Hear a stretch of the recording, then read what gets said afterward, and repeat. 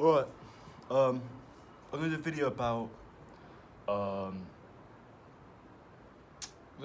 what's the best kind of language to learn. So, um, I guess on this channel I talk a lot about ancient languages, and I think I'm gonna do a separate video on why I think you should learn ancient languages. But I think I want to talk a bit about the disadvantages of learning an ancient language as a beginner, and just about, as a beginner, what's a good language to learn to begin with. So I've said a bit about ancient languages to start with. It probably sounds obvious, but I think it's worth saying anyway that learning an ancient language is infinitely harder than a modern one.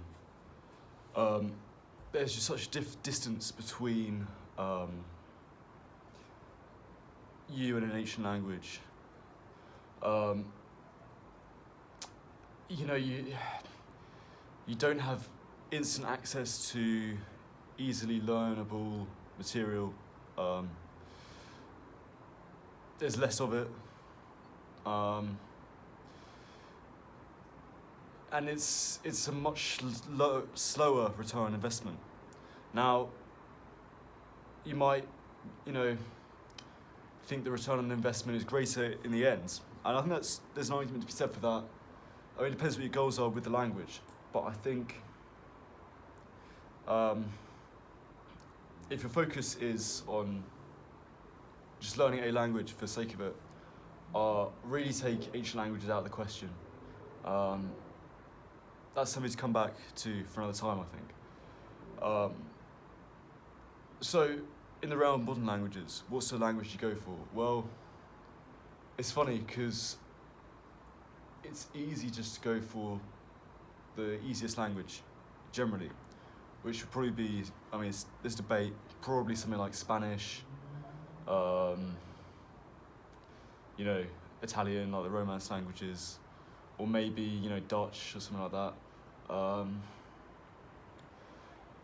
There's an argument to be said to go for just simply the easiest language. But I think you want to think about the kind of environment you're in. Because I think a language can be made very easy to learn if you're surrounded by it a lot. And not only is it easy to learn, but more importantly, you get that sort of rewards of investment, the return on investment, much sooner. So, I'll give an example of this. Let's say you live in, like, Manchester, it's a good example, where I am at the moment. So, let's say you live in Manchester, and you live somewhere like Rusholme or Levenshulme, where you got a lot of Farsi speakers or a lot of Arabic speakers. You go down the Corrie Mile in Rusholme, and it's everything. Well, it's in English as well, but there's a lot of Arabic scripts everywhere,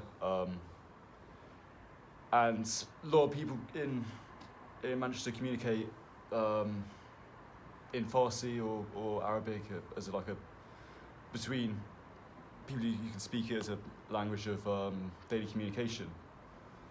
So in that sense, I actually think it would be a very good idea to learn Farsi if you were integrated enough in that sort of world. Maybe you work in Rusholme or I don't know, if you're surrounded by an environment where people are speaking it, it's just amazing what you pick up very quickly. So that's another thing worth thinking about, and but on the other side, let's say you learn Spanish and you live in Manchester, there isn't a great amount of Spanish-speaking people who live in Manchester, not that I'm aware of anyway. So, unless you have access to Spanish-speaking people elsewhere, argue from that perspective, Spanish doesn't seem like such a good prospect. Now, obviously, Farsi is a lot harder than Spanish to learn. And I'd say in this example, the difficulty of Farsi probably eclipses the advantages it presents. But I hope you can see my point, which is think about what language is going to be good for you to use, that you're going to be able to use. Because not only is that more rewarding, you get more benefit out of the language, but it makes it quicker to learn at the same time. So that's my advice really. I hope this helps.